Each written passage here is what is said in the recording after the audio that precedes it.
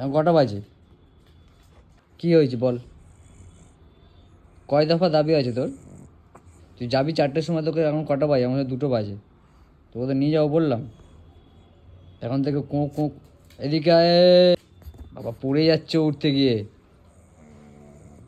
আরে দাঁড়িয়ে দাঁড়িয়ে নাক ডাকায় হ হ করে। এদিকে আস। এই পকি, এখানে আয়। আয়। তুই যাবি না তো? আমি চলে যাচ্ছি একা। যাবি?